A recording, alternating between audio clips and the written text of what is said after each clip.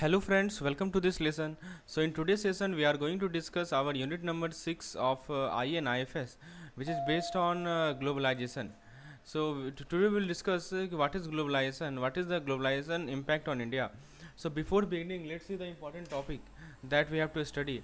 The first topic is related to globalization concept. Okay, so first of all we will see the concept of globalization. Then after we will see globalization and its advocacy. Then after we will see globalization and its impact on India. What is fair globalization and what is the need for policy framework.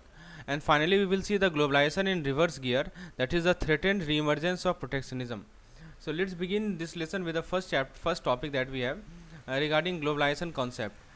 So friends, globalization refers to the process of increasing interconnectedness and interdependence of countries' economy. So basically, it involves the integration of various economic activities. Like various economic activities include what? Like trade. Okay, so trade, then after investment, then after technology. Okay, trade, investment, technology. So integration of these economic activities, this is what is called globalization. So countries are becoming more connected and interlinked in terms of their economic activities. So let me give you an example. Suppose there is a small town. Okay, suppose there is a small town, and where people used to produce and consume everything locally. However, with globalization, business in that town start importing raw material from other countries, manufacturing product using advanced machinery, and exporting those products to customer around the world. Similarly, people in the town can now buy goods and services from different part of the world. So this increased integration of the town economy with the other nation is an example of the globalization. Now let's see how globalization is described. Let's see how globalization is described. The first point is globalization, the WTO, right?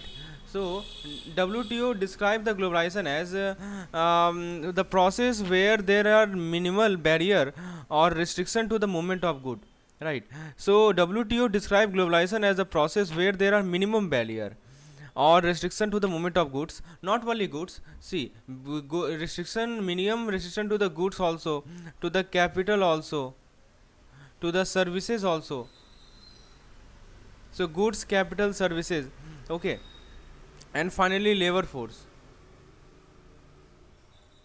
So minimum restriction to the movement of goods, capital, services, labor force, etc. So country aims to facilitate a smooth and easy exchange in this area. So let's take an example to make this concept more clear. So friends, let's see. Suppose consider a situation where the country removed import taxes. Okay, so import taxes were there, which the country has removed now. Okay, or tariff has country has removed on foreign goods, allowing them to enter the country without significant barrier. At the same time, the country also eases restriction on FDI. Okay, whatever restriction on FDI was there, it has been eased by the country, so making it easier for foreign companies to invest in local business. Additionally, the country open up its job market to skilled workers from other nation. So all these measures contribute to unrestricted cross-border flow of goods. That's called unrestricted cross-border flow of goods, services, capital, and labor force. Okay, so as described by the WTO, it has been described by the WTO, okay, World Trade Organization. So hopefully you have understood this concept. Now let's come to the next point. In India, the formal adoption and implementation of policies that embraced globalization and liberalization of the economy began in 1991 to 1992. So prior to that, India followed a more close and self-reliant economic model characterized by restriction on international trade and limited foreign investment. The introduction of the new economic policy, the new economic policy, the introduction of new economic policy marked a significant shift toward opening up Indian economy to the global influence and integrating it to the global market. So let me give an example to make this concept more clear. So before 1991, right, India has a various trade barrier like high import duty were there. Okay, so import duty was high there at that time. Also strict regulation on FDI, foreign investment. As a result, the country's industry mainly focused on domestic production and had limited exposure to international market. However, with the introduction of new economic policy, So this was the concept. Introduction of the new economic policy, that is called NEP. Introduction of the new economic policy. India started reducing trade barrier, allowing foreign company to invest in various sector and prompting export oriented industry. So this policy change facilitated greater integration of the Indian economy with the global economy. So hopefully you have understood the meaning of this particular statement. Now let's come to the last statement, that is investment. So several factors contribute to the wider acceptance and promotion of globalization around the world. So these factor includes, okay, so what are the factors? Like you can see, in increasing investment flow, okay, also advancement in technology, that is called proliferation of technology.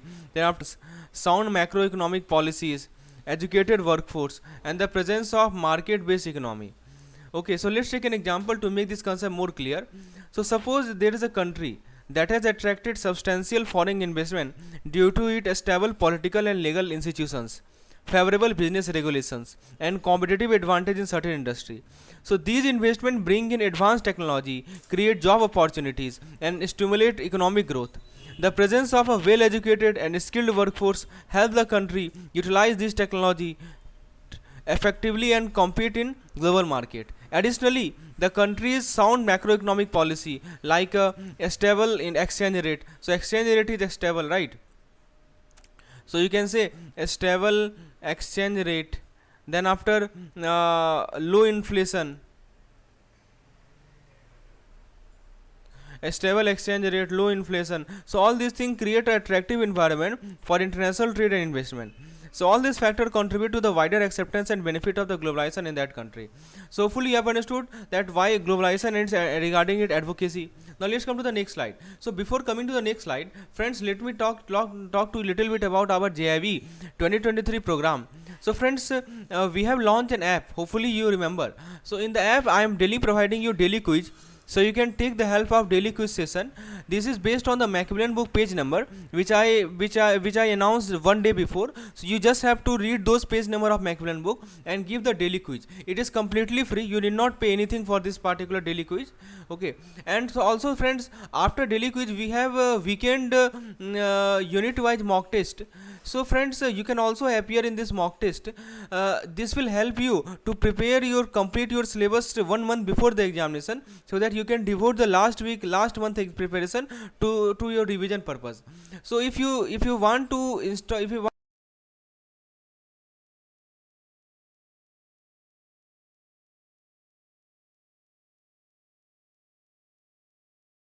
app name is JAIIB and CAIIB made simple. So please install this app. This app is available in the Play Store, or you can find in the description section below. Okay. So now let's continue our discussion. So friends, let's come to the next slide that we have regarding the proponent. So the first point is that supporter of globalization argue that it benefit developing country by providing them with the opportunity to grow their economies and improve their living standards. Okay, so by participating in global trade and investment, developing country can expand their manufacturing sectors. Okay, they can expand their manufacturing sector. They can diversify their economies beyond traditional industries. They can promote economic development and ultimately bridge the gap with the developed country in terms of wealth and standard of living. So let's take an example to make it more clear. So let's say there is a developing country with limited resource. Okay, so this developing country has a limited resource, and also it has limited industries. Through globalization, this country open its door to foreign investment and trade. Okay, so globalization enables this country to open its door to foreign investment and trade. As a result, international companies start setting up factories and manufacturing plants in the country, creating job opportunity for the local population. The country's economy began to diversify as it started. See what happened after this? It began to diversify, right? The country economy begins to diversify as it starts producing not only its traditional agriculture goods but also manufactured product for export. So this diversification and industrialization lead to what? Lead to economic growth. So what is the impact of this diversification? The impact is that it leads to economic growth, increase income level, and improve living standard for the people in that country, bringing it closer to the level of developed country. So hopefully you have understood the meaning of this particular statement. Now let's see what happened. Globalization is believed to have positive effect on social justice. Okay, you can see this term social justice, and it is aiming to ensure fairness and equality across different society on global trade. So consider a scenario where globalization allows for the transfer of knowledge and technology from developed country to the developing one. So at one side there is a developed country, at other side there is a developing country, and what is happening between them? Transfer of knowledge and technology.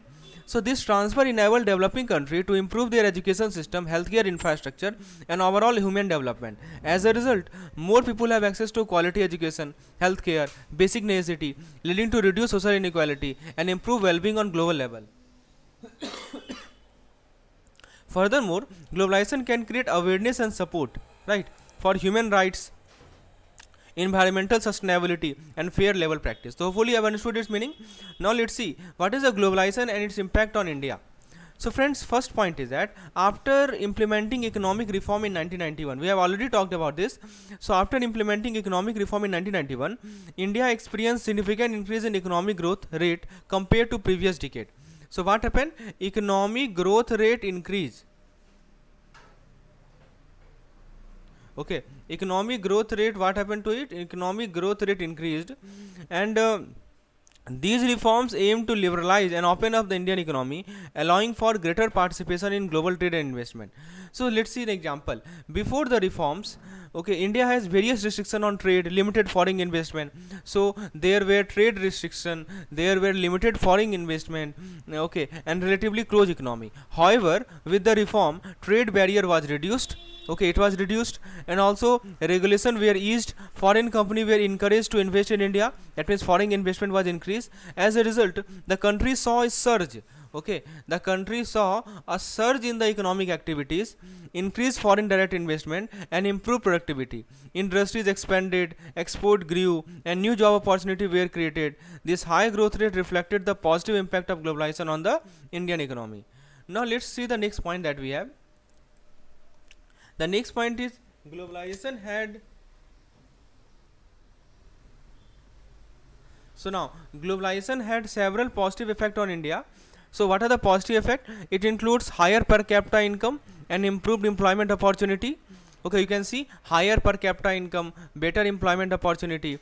By integrating into the global economy, India has been able to tap into international market, attract foreign investment, and expand its economic activity. So let's say India textile industry. Okay, so let's take an example of textile industry. So this textile industry, what it does, it start exporting its product to different countries due to globalization. This increased demand for Indian textile in the international market led to the growth of textile manufacturing unit in the country, requiring more worker. Okay, what is the effect? It require more worker, right? As a result, employment opportunity in the textile sector increased, allowing more people to find job and earn income.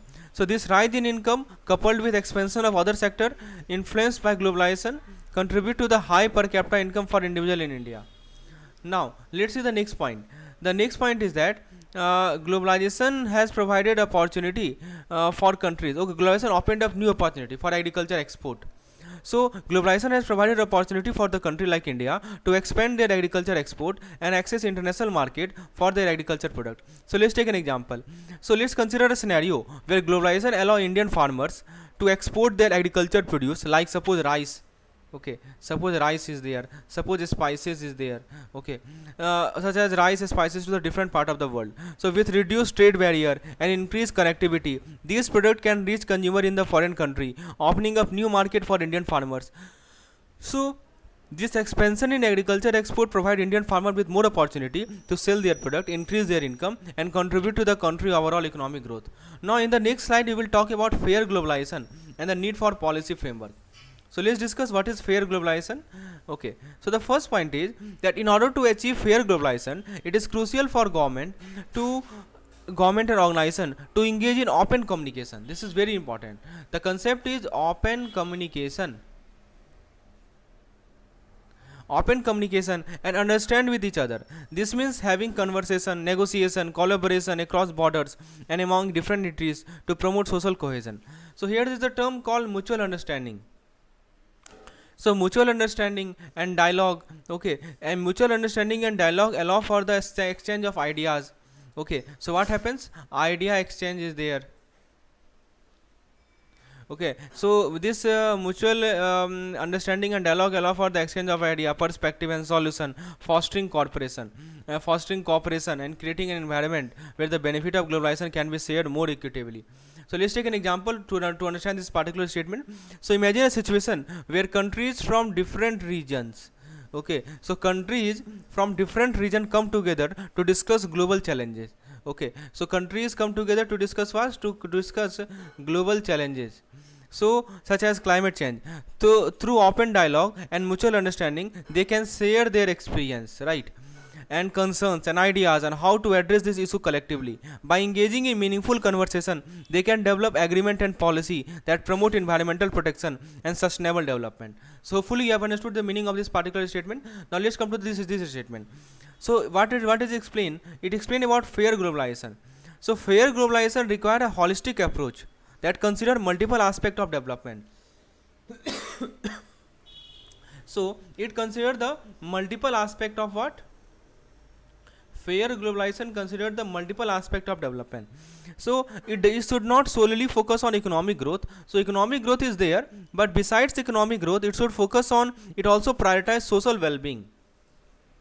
Okay, so it should prioritize what? Social development, that's called social well-being, and also environmental sustainability, right? So the three pillars of economic development. Okay, see, what are the three pillars? The first pillar is economic development, the second pillar is social development, and the third pillar is environmental protection.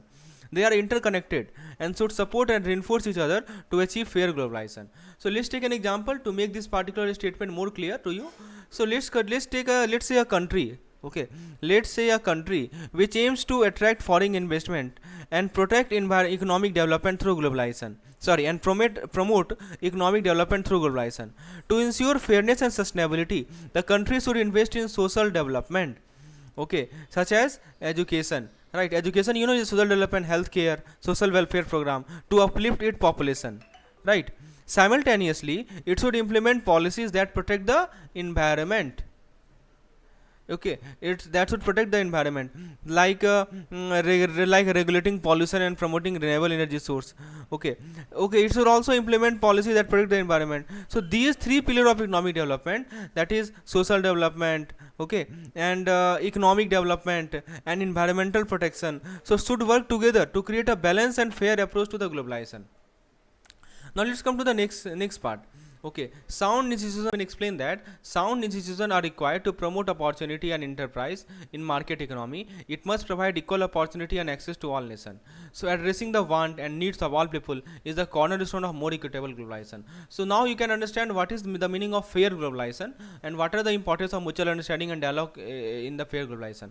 Now let's see the next part that we have, globalization in the reverse gear. So in this particular slide we will discuss regarding the globalization in the reverse gear and the threatened emergence of protectionism. So let's discuss this particular slide in detail with example wherever possible. I will provide you the example. So friends, during times of economic or geopolitical crisis, so let's see the times of economic and geopolitical crisis.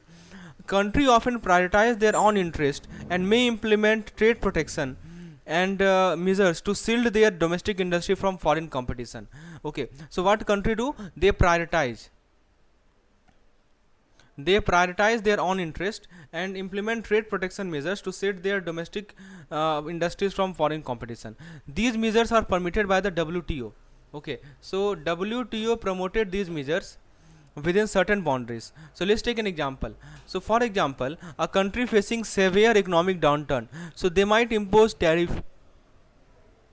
So a country which is experiencing facing a severe economic downturn might impose tariff or restriction on import to safeguard its own business and worker from being adversely affected by foreign competition. So hopefully you have understood its meaning, that a country facing severe economic downturn, it imposes tariff or restriction on import to safeguard its own business and worker from being adversely affected by foreign competition. Now let's see the next statement. Deglobalization. You know the meaning of this deglobalization? Basically it refers to the trend of decreasing interdependence, reducing interdependence and integration, reducing the integration between different countries and economy. It means that countries are becoming less reliant on each other. Okay, countries are becoming less reliant on each other and for trade and corporation. Let's take an example. For example, a country that used to heavily rely on import from other nation.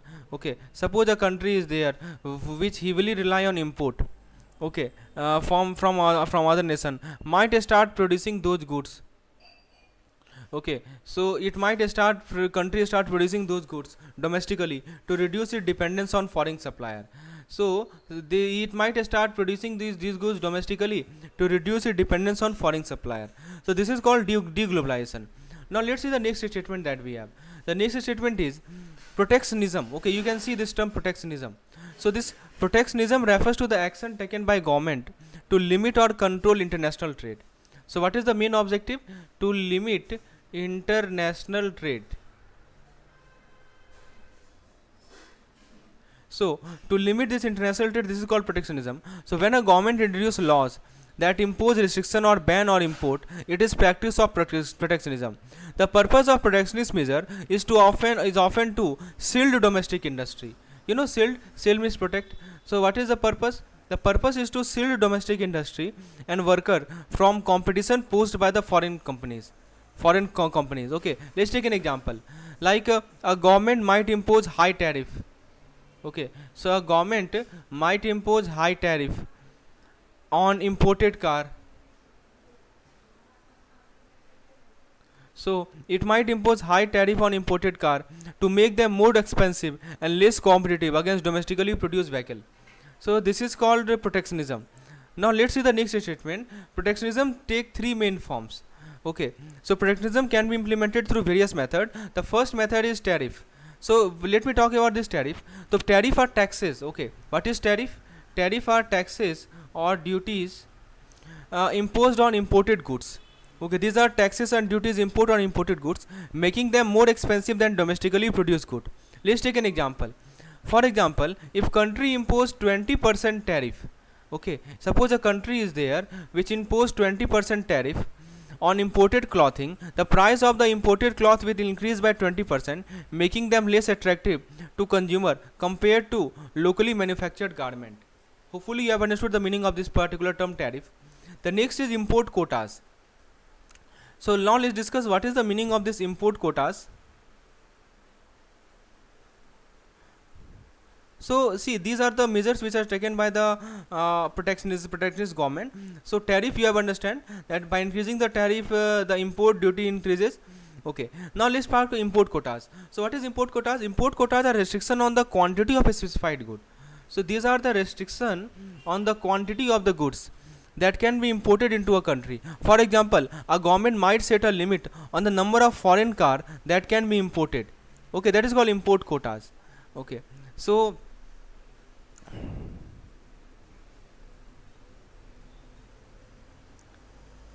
what a government does, that it might set a limit on the number of foreign cars that can be imported in a given year.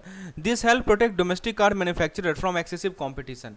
Okay, the third point is non-tariff barrier. What does it mean? So basically these are regulation standards or bureaucratic procedure that make it difficult for foreign good to enter a country market. Okay, so because of this non-tariff barrier, foreign goods, it cannot enter Indian market. Okay, so for instance, imposing a strict product certification requirement that are costly and time consuming for foreign company can act barrier to entry. So friends, hopefully you have understood that the implementation of protectionist measure typically leads to a decline in overall international trade, as it becomes more difficult and expensive for foreign goods to enter the protected market. Additionally, the prices of protected domestic product might rise due to reduced competition. To support the protected industry, government may provide subsidies or financial assistance to ensure their survival and competitiveness in the market. Now let's come to the next slide. So hopefully you have understood globalization in reverse gear. Now let's come to the next slide, that is a gradual shift in the viewpoints. So friends, there have been changing attitude toward globalization with growing inclination to embrace it to a lesser extent. Okay, so this shift in viewpoint is influenced by several significant events. So let's take in some examples, some event which influence this particular viewpoint. The first is Brexit. You can see the Brexit. You know what is the Brexit? So basically the United Kingdom decision to leave the European Union represent a desire to prioritize national sovereignty over deeper integration with other country. Right. So you know this United Kingdom had decided to leave European Union. So this clearly shows that it had desire to prioritize national sovereignty over deeper integration with other country. The next is withdrawal of US from Trans-Pacific partnership. So the United States pulling out of a major trade agreement signaled a shift toward more inward-looking approach to trade. The third is US-China trade dispute. So basically the global health, the trade tension between US and China. You know, there is a trade tension between these two countries. So it is characterized by tariff and regulatory measures. Okay, it's characterized by tariff and regulatory measures. So this has created an atmosphere of protectionism and environmental rivalry. The next is recent COVID-19 pandemic. So the global health crisis caused by the pandemic, it led to disruption in the supply chain, prompting some countries to reconsider their dependence on international trade. Right. The next is Russia-Ukraine conflict. So basically, you know, the geopolitical tension between Russia and Ukraine, it has influenced trade relation and created further uncertainties. So now let's discuss the limited role of WTO. Okay, dispute settlement mechanism also play a critical role behind this. So physically the WTO has a mechanism called dispute settlement mechanism. Please understand, this is called dispute settlement mechanism. So basically it is responsible for resolving trade dispute between members country. So whatever trade dispute are there, this particular dispute settlement mechanism is there. So however, its effectiveness has been called into question, leading to a limited role in addressing conflict. So for example, if a country feels that another country is violating its trade rules, it can bring the case to the WTO for resolution. So suppose there is a country, okay, which feels that it is violating trade rule. Okay, suppose there is a country which feels that it is violating trade rule, so it can bring the case to WTO for resolution. However, the process can be lengthy and outcome may not always be satisfactory, which can undermine confidence in the organization's ability to enforce fair trade practice.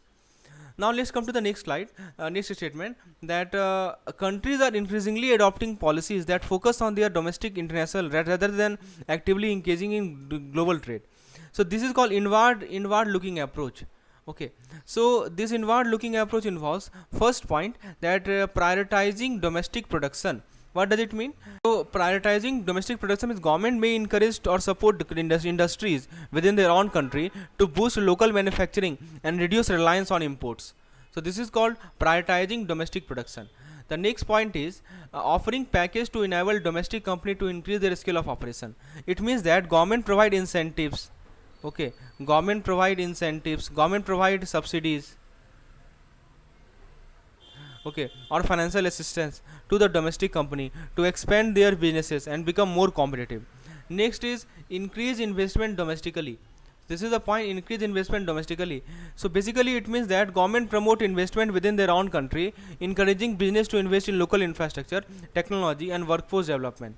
The next point is promoting a protectionism policy to support the country from unfair trade competition. So what does it mean?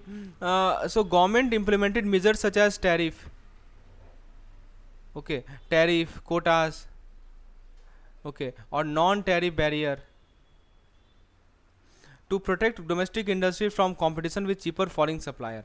So basically these policies reflect a deliberate decision to retreat from globalization by prioritizing domestic economic interest and safeguarding industries from what they perceive as unfair competition. The aim is to ensure the growth and stability of their own economy, even if it means reducing international trade and engagement. So this was our complete discussion on this particular unit. Hopefully you enjoyed the session. If you like the session, please hit the like button and please subscribe our channel. Please share the link with other JAIIB aspirants so that they can also benefit from this particular lecture. And if you want to get any study material regarding JAIIB, feel free to WhatsApp me on this number, and do install our app JAIIB and CAIIB Made Simple to attend the daily free quiz. Okay, thank you for this lesson.